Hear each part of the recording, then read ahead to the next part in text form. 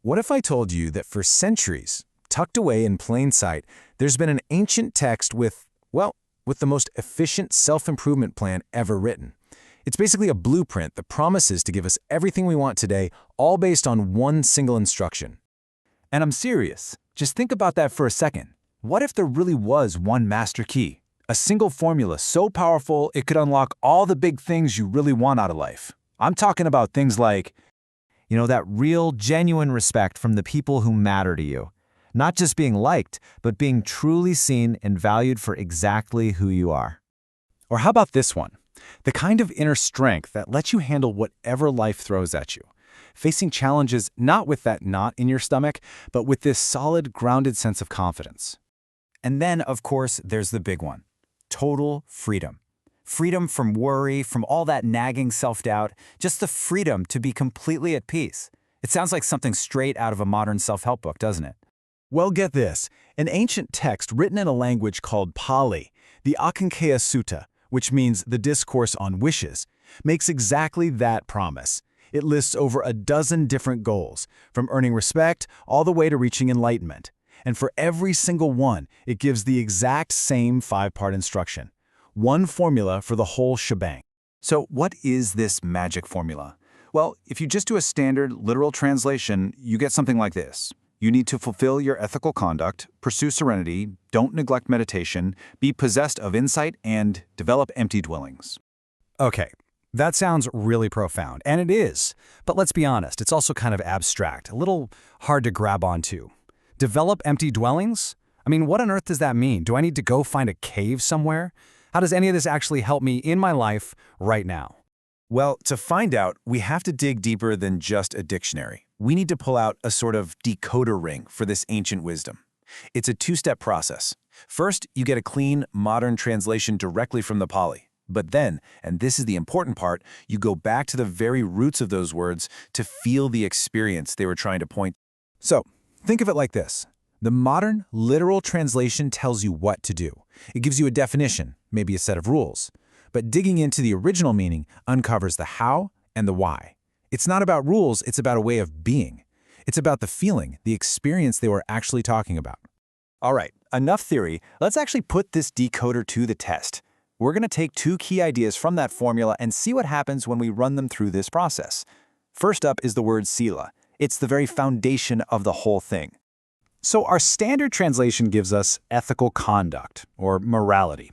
Honestly, it sounds like a list of do's and don'ts, doesn't it? A strict code you have to follow. Which is true, but it's also a little dry. It feels like a chore.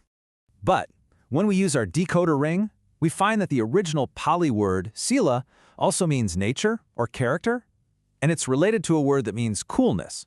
So it's describing an internal state, a mind that's cool, not hot and bothered by anger or greed. It shifts from being about following rules to embodying this deep inner harmony. And this is a total game changer. The instruction isn't just act good. The real instruction is become a person with so much inner balance that good actions just flow out of you naturally. See the difference? One is an obligation, the other is a complete transformation.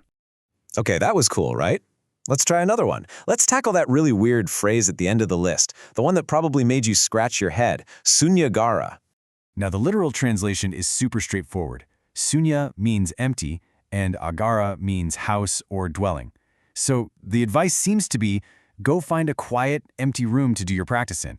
I mean, it makes sense, but is that really the deep wisdom we're looking for? This is where the decoder really shines. The word sunya, or emptiness, it isn't just about an empty room.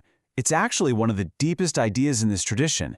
It points to a mind that is empty of all the usual clutter, empty of ego, of stress, of overthinking. So the instruction isn't just find an empty room, it's cultivate a sense of boundless, open space inside your own head.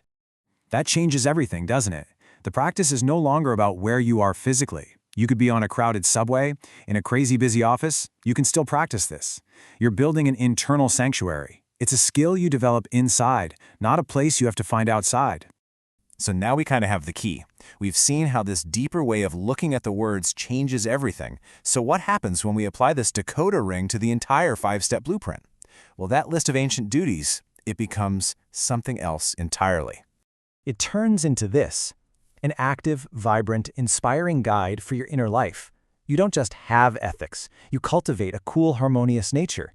You don't just try to be calm, you actively settle the turbulence in your heart. You nurture clarity and expand your inner space. Every single line becomes this powerful, creative thing you do. And that, right there, is the core secret of the whole text. This ancient blueprint was never meant to be a checklist of things to do. It was always, from day one, an instruction manual for re-engineering your own mind. It's a guide for transforming your inner world from the inside out.